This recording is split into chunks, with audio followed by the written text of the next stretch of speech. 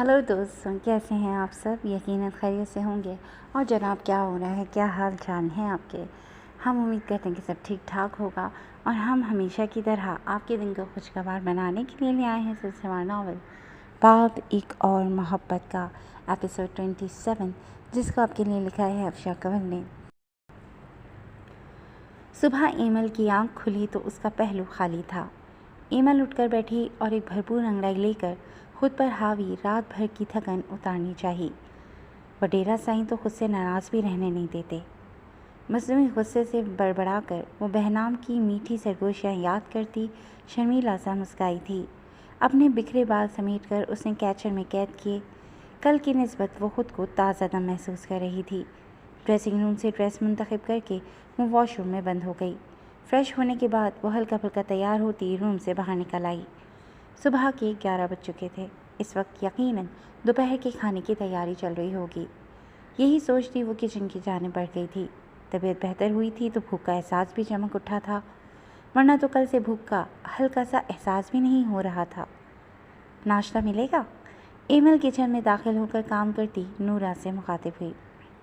बेगम सरकार, आप खुद क्यों आ गई हैं? इंटरकॉम पर कह देती, मैं नाश्ता लेकर हाजिर हो जाती। नूरा बौखलाए हुए अंदाज में गोया हुई।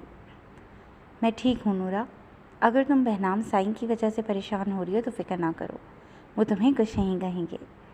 वो नरमी से कहती किचन में रखी डाइनिंग टेबल की कुर्सी खींच कर बैठ गई। उसकी बात सुनकर नूरा की परेशानी कुछ कम हुई। क्या खाएंगी आप? वो मुअद्दब सा पूछने लगी।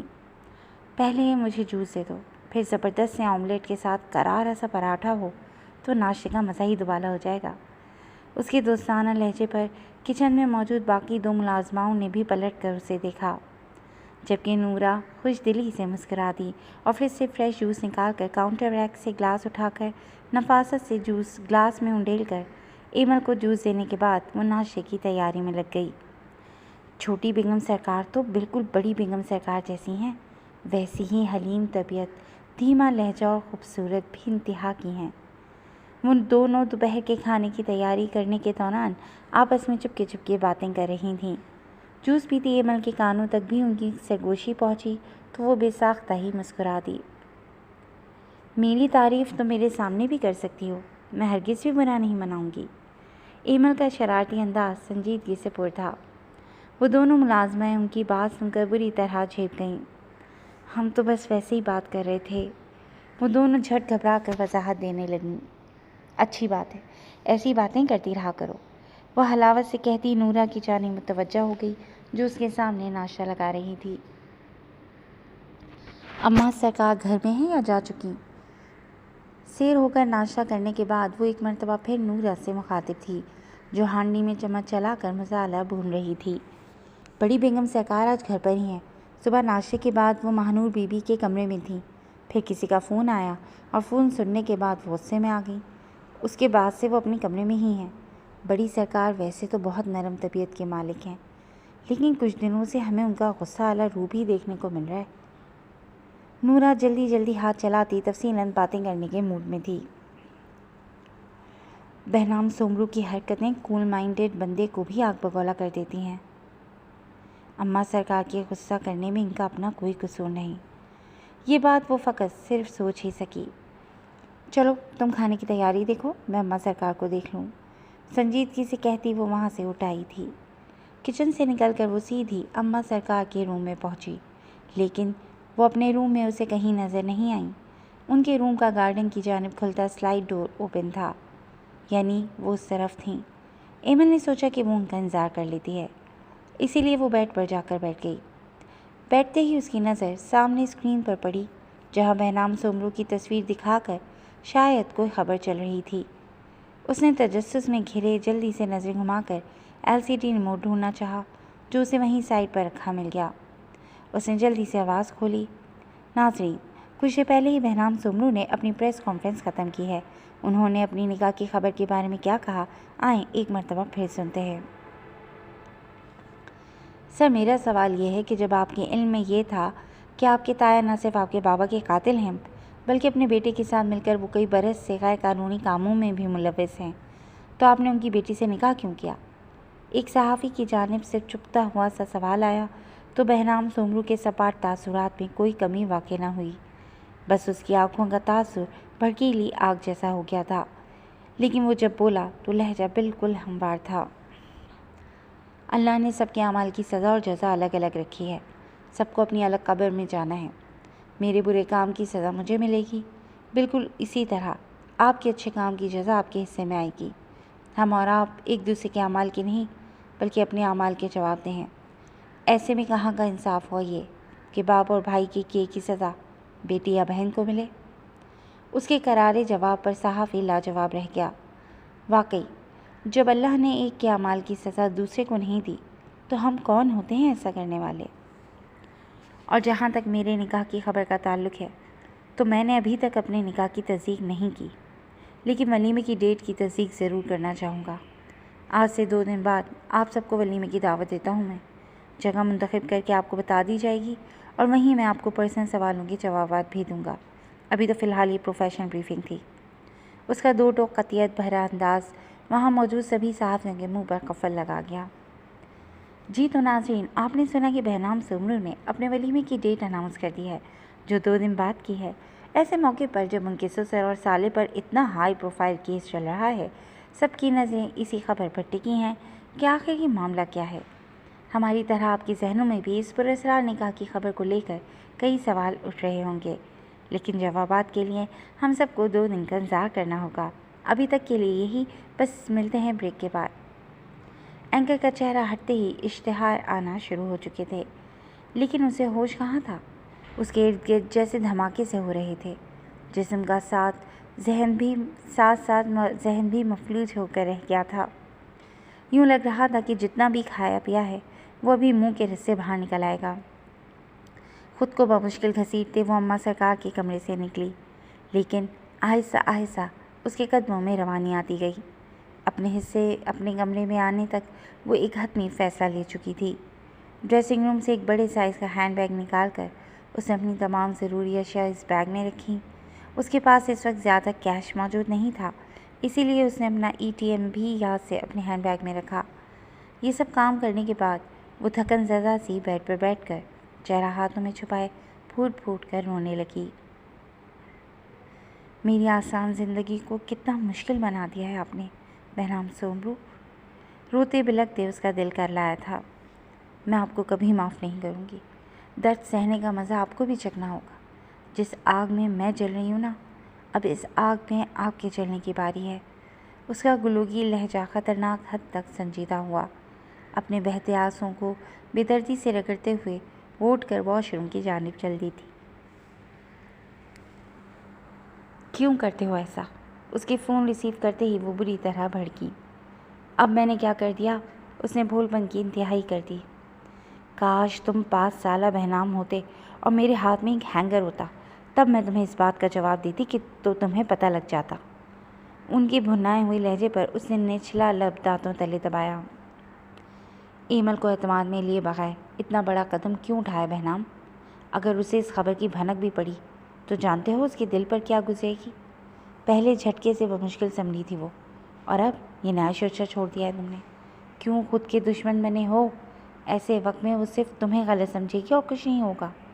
انہوں نے اسے معاملے کی سنگینی سے آگاہ کرنا چاہا۔ اماں سرکار، میں رات انہیں ساری حقیقت بتانے ہی والا تھا، لیکن تھکن ایسی غالب آئی کہ میں ہر شے سے غافل ہو گیا۔ اپنے بالوں میں ہاتھ پھیرتا بول تو وہ سنجیدگی سے رہا تھا، لیکن اس کی آنکھوں کی شوق چمک کوئی دلکش داستان سنا رہی تھی۔ صبح وہ اس کے قریب سے خاموشی سے اٹھایا تھا کہ رات بھر اس کے نزدیک رہ کر اس نے اپنی دل برا کو جگائے رکھا تھا، اسی لیے دل کے ہاتھوں مجبور ہو کر بس اس پر اپنی ذرا سی نظر کرم کرتا اٹھ گیا تھا۔ پریس کلب میں رکھی پریس کانفرنس میں اسے جلد از جلد پہنچنا تھا۔ اس کی حسین مہکتی قربت اس کے ہوش و حواس چھین لیتی تھی، ورنہ وہ یہی سوچ کر گھر آیا تھا کہ اسے ہر بات سچ سچ بتا دے گا۔ آپ پری ناز کے پاس گئی تھیں؟ اچانک کچھ یاد آ جانے پر اس نے پوچھ لیا۔ فکر مت کرو، تم سے زیادہ مجھے اس کا خیال ہے۔ کل ڈاکٹر کے پاس اسے چیک اپ کے لیے بھی میں ہی لے کر گئی تھی۔ میری بہو ہی نہیں، میرے پوتے کی ماں بھی ہے وہ۔ ان کا تسلی بھرا انداز جتاتا ہوا محسوس کرتے وہ دلکشی سے مسکرایا تھا۔ کی نہ روایتی سانسوں والی بات، پہلی اولاد ہو تو بس پوتا ہو۔ اپنی مطلب کی بات پکڑتے وہ انہیں چھیڑنے لگا۔ تم کچھ بھی کہہ لو، میں تمہاری بات کو ایک کان سے سن کر دوسرے سے نکال چکی۔ اور یہ تو بتاؤ کہ تمہاری تو پریس کانفرنس تھی، تو تمہارے ماموں سرکار صبح صبح کہاں غائب ہو گئے؟ انہوں نے اس کی بات کا اصل یہ بغیر سنجیدگی سے پوچھا۔ وہ بیچارے بھی کیا کریں، میرے حصے کے سارے پتھر ان کی جانب رخ کر جاتے ہیں، تو اس مرتبہ انہوں نے منظر سے ہٹنا ہی بہتر سمجھا۔ وہ شرارت بھری سنجیدگی سے کہتا انہیں مسکرانے پر مجبور کر گیا۔ ہاں ہاں کہہ لو مجھے در پردہ ظالم، وہ مصنوعی خفگی جتانے لگی۔ میری مجال، میری توبہ جو میں ایسا غصہ خیال بھی ذہن میں لاؤں۔ وہ جھٹ فرما بردار بنا۔ گھر آؤ اور جلد از جلد تمام حالات سے ایمل کو آگاہ کرو۔ اس مرتبہ وہ مکمل سنجیدہ تھیں۔ مجھے گھر آتے آتے وقت لگ جائے گا، لیکن میں آج ہی تمام حالات و واقعات ایمل کے گوش گزار کر دوں گا۔ جواباً وہ بھی سنجیدہ ہوا۔ میں نہیں چاہتا کہ وہ مزید کسی ذہنی اذیت سے گزریں۔ میں کوشش کرتا ہوں کہ جلد گھر لوٹ آؤں، جب تک آپ اس کا خیال رکھے گا۔ میں نے کچھ دیر پہلے ایمل کو کال کی تھی، لیکن انہوں نے کال ریسیو نہیں کی، شاید سو رہی ہیں۔ آپ اسے اپنے ساتھ ہی رکھیے گا۔ اچانک ہی اس کے دل میں عجیب سے خدشات ابھرنے لگے، تو وہ بے چینی میں گھیرے بول اٹھا۔ جب تک وہ گھر نہ پہنچ جاتا اسے یوں ہی بے قرار رہنا تھا۔ تم بے فکر رہو، میں اس کے ساتھ ہی رہوں گی، بس تم اپنا بہت خیال رکھنا۔ بہنام کے لیے ان کے لہجے میں ممتا کی فکر ہی نہیں، محبت کی چاشنی بھی چھلکی۔ وہ جانتی تھیں کہ وہ بہت خطرناک کاموں میں ملوث رہتا ہے، اس کے کئی دشمن بھی تھے، اسی لیے وہ اس کی فکر میں مبتلا رہتی تھیں۔ اللہ نے انہیں ایک ہی بیٹا دیا تھا، اور وہ بھی اپنی جان کو خطروں کی نظر کیے رکھتا تھا۔ وہ بہنام سے بات کر کے واپس کمرے میں داخل ہوئیں تو چونک گئیں۔ میں کمرے سے والیوم بند کر کے نکلی تھی۔ وہ LCD پر چلتا ریپیٹ ٹیلی کاسٹ ٹاک شو دیکھتی پرسوچ سی بڑبڑا کر رہ گئیں۔ یار مطلب تو یہ سب کیسے کر لیتا ہے؟ اتنی ٹینس سچویشن میں ایسے کارنامے صرف اور صرف دی گریٹ وڈیرا بہرام سومرو ہی انجام دے سکتا ہے۔ روم میں بے دھڑک داخل ہوتے تالڑ کی زبان فراٹے بھرنا شروع ہو چکی تھی۔ تو زندہ ہے؟ اس کی ساری بکواس کو ہمیشہ کی طرح نظر انداز کیے بہنام نے بس ایک سرسری نظر ہی اس پر ڈالی اور واپس اپنے گام میں مصروف ہو گیا۔ کیا مطلب زندہ ہے؟ اوہ ہیلو، کچھ دنوں کے لیے آفیشیل کام سے ملک سے باہر تھا، مرا نہیں تھا میں۔ وہ شدید برا بنا تھا، اس کے سامنے والی کرسی پر ٹک کر اسے گھورنے لگا۔ ہاں، تو جیسے سیاستدان اسی طرح آفیشیل ٹور کے نام پر عوام کے پیسوں پر عیاشی کرتے ہیں۔ اس کے غصے کی پرواہ کیے بغیر ہی وہ ٹھنڈے ٹھار لہجے میں اس پر طنز کر گیا۔ بیٹا، عیاشی اسے نہیں کہتے، عیاشی تو وہ ہے جو تم کر رہے ہو، کوئی پوچھنے والا ہی نہیں، بے نتھے بیل کی طرح ہر ایک کو ٹکرے مارتے پھر رہے ہو۔ اس کے طنز کرنے پر جواباً تاڑر نے بھی دل کی بھڑاس نکالی۔ تو بچ کر رہ، کہیں تو بھی اس چکر کی زد میں نہ آ جائے۔ اس کے تنبیہ کرتے انداز پر تاڑر نے کڑوا سا منہ بنایا۔ جلتے توے پر کیوں بیٹھا ہے؟ جو چاہتا تھا وہ حاصل کر تو چکا، پھر اتنا تلخ کیوں ہو رہا ہے؟ اس مرتبہ اس کے لہجے میں ہی نہیں، انداز میں بھی اپنے جگری یار کے لیے فکر شامل تھی۔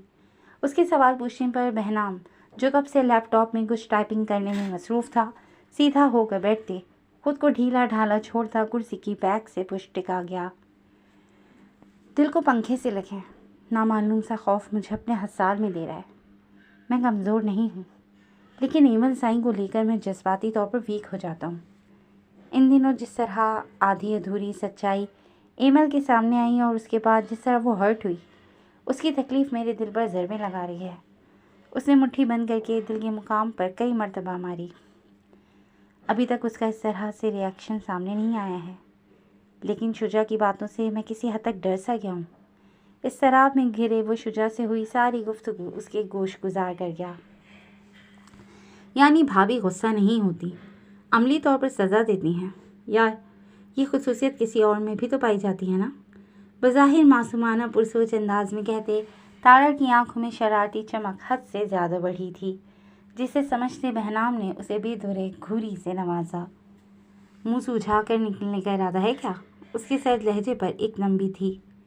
یار تجھے تو خوش ہونا چاہیے، بھابھی تیری پردوں نکلی اور تو الٹا مجھ پر غصہ ہو رہا ہے۔ وہ مصنوعی خفگی جتانے لگا۔ ایسا پہلی مرتبہ ہوگا کہ کسی جلاد کو سزا ملے گی، ورنہ جلاد تو بس دوسروں کو ہی سزا دیتا ہے۔ تارڑ نے اپنی ہی بات سے لطف اٹھایا۔ ہو گیا خوش، بڑھ گیا خون، تو اب اپنی تشریف کا ٹکڑا اٹھا لے، اس سے پہلے کہ میں گارڈ بلوا کر تجھے یہاں سے اٹھوا لوں۔ وہ جلدی جلدی ہاتھ چلا کر اپنی چیزیں سمیٹتے مصروف نظر آنے لگا۔ اپنے جگری یار کو تو اپنے روم سے نکلوا رہا ہے؟ اسے تو جیسے گہرا صدمہ لگا۔ لگتا ہے یہاں آنے سے پہلے سر پر بھابھی کے ہاتھ سے بیلن کھا کر آیا ہے، جس وجہ سے تیرا دماغ ہل چکا۔ اس کے تعصب زدہ طنز بھرے لہجے پر تارڑ نے سر پر ہاتھ مارا۔ یہ سب تیری وجہ سے، تیرے پاس آ کر میرا دماغ واقعی ہل جاتا ہے۔ وہ فوراً سے پیشتر اعتراف کرتا تیزی سے کرسی چھوڑ کر اٹھ کھڑا ہوا۔ ساکی کہاں ہے؟ بہنام کے ساتھ روم سے باہر نکلتے اس نے کچھ یاد آ جانے پر پوچھا۔ معالج کے پاس۔ راہداری سے گزرتے بہنام کے الفاظ مختصر تھے۔ وہ کیوں؟ صبح تک تو ٹھیک تھا، بالکل ہٹا کٹا، پھر معالج کے پاس جانے کی کیا ضرورت پڑ گئی؟ وہ ساکی کے لیے از حد فکر مند ہوتا پوچھ بیٹھا۔ درد دل کی دوا لینے۔ وہ بھی بہنام سے عمر تھا، سیدھا جواب دینا تو جیسے اس کی سرشت میں ہی نہیں تھا۔ تو بھی تو مرض محبت میں مبتلا ہے، تو کیوں معالج کے پاس نہیں جاتا؟ اس کی بات کا مفہوم سمجھتے اس نے آگے بڑھ کر لفٹ کا بٹن پریس کیا اور شرارت سے اسے چھیڑنے لگا۔ رات میری ڈوز ہیوی ہو گئی تھی۔ اس کا لہجہ جس قدر سنجیدہ تھا، جملے اتنے ہی بے باک معنی خیزی لیے ہوئے تھے۔ بہت ہی بے غیرت ہے تو۔ لفٹ کا ڈور اوپن ہوا تو وہ دونوں اندر داخل ہوئے۔ تارڑ خفت زدہ سا کہہ گیا، بے شرم بھی۔ ایک آنکھ دباتے وہ کمینگی سے گویا ہوا تو تارڑ اسے دیکھ کر رہ گیا۔ رو رو کر کیوں خود کو ہلکان کر رہی ہو؟ جس طرح کے کام میں وہ دونوں ملوث رہے اس کا انجام یہی تو ہونا تھا۔ یہ سب تمہارے لیے غیر متوقع تو نہیں تھا نا؟ تم ہر چیز سے باخبر تھیں۔ وہ خود سے لگ کر روتی پریناز کی پشت دھیرے دھیرے سہلاتے دھیمے پیار بھرے لہجے میں اسے سمجھا رہا تھا۔ میں سب جانتی ہوں، لیکن وہ دنیا کے لیے کتنے بھی برے انسان ہوں، مگر میرے لیے میرے باپ اور بھائی ہیں، اور مجھے رونا ان کے پکڑے جانے پر نہیں آ رہا، بلکہ یہ سوچ کر آ رہا ہے کہ دولت کی لالچ میں وہ کتنے گہرے کنویں میں جا گرے جہاں سے ان کی واپسی ہی ممکن نہیں۔ گلوگی لہجے میں کہتے اس نے سسکی بھری۔ میرے بابا نے چچا سرکار کو دھوکے سے مروا دیا، اور جس طرح اپنا یہ جرم چھپانے کو اپنے چچا زاد کے گھر کو آگ لگائی۔ کتنے بے گناہ لوگ اس لالچ کی بھیٹ چڑھے۔ میں تو آپ سمیت کسی سے بھی نصیب ملانے کے قابل نہیں رہی۔ وہ ایک مرتبہ پھر شدت سے رو پڑی۔ ادھر میری طرف دیکھو۔ نرمی سے اسے خود سے الگ کرتے اس نے پریناز کا چہرہ اپنے ہاتھوں کے پیالے میں بھر کر اپنے سامنے کیا۔ رونے کے سبب اس کا پورا چہرہ اور آنکھیں بری طرح سرخ پڑ چکی تھیں۔ مقابل نے دھیرے سے باری باری ان آنکھوں کو اپنی پیار کی حدت کا مرہم فراہم کیا۔ اس کے لمس میں اپنے لیے محبت محسوس کرتی اس کی روح تک سرشار ہو گئی۔ تم یہ بات سوچ سوچ کر کیوں خود کو اور مجھ کو اذیت دیتی ہو؟ اس مرتبہ اس کے لہجے میں خفگی تھی۔ پریناز نے نظر اٹھا کر اس کے وجیح چہرے کو نظر بھر کر دیکھا۔ ہر انسان اپنے کیے گئے عمل کا خود ذمہ دار ہوتا ہے۔ طاہر سرکار اور احتشام کے اعمال ان کے ساتھ ہیں۔ اللہ تعالیٰ بھی اپنے ایک بندے کے غلط اعمال کی سزا دوسرے بندے کو نہیں دیتا، تو ہم تم کون ہوتے ہیں یوں کسی کے حصے کی سزا کسی کو دینے والے؟ اس کے ٹھہرے ہوئے لہجے میں نرمی رچی بسی تھی۔ پریناز کو بے ساختہ ہی اس پر پیار آیا، جس کا عملی مظاہرہ کرتے اس نے اس کے گال پر ضبط کیا۔ آپ بہت اچھے ہیں۔ اس کے گلے میں باہیں ڈالے وہ اس کے کشادہ سینے پر سرک گئی۔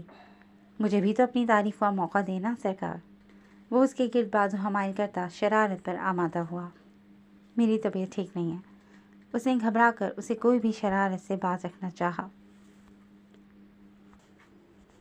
میری بھی طبیعت ٹھیک نہیں ہے، مریض عشق ہوں میں، دوا اور دعا دونوں درکار ہیں جنابہ۔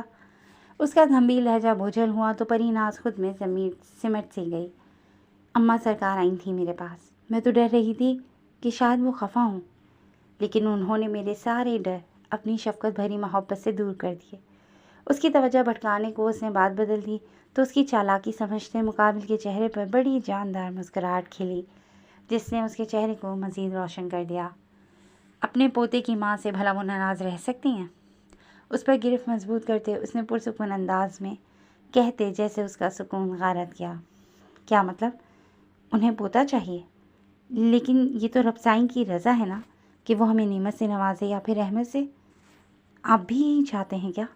تفکرات میں گھری وہ اس کی گرفت سے آزاد ہوتی اس کے سنجیدہ چہرے کو دیکھ کر پریشانی سے مستفسر ہوئی۔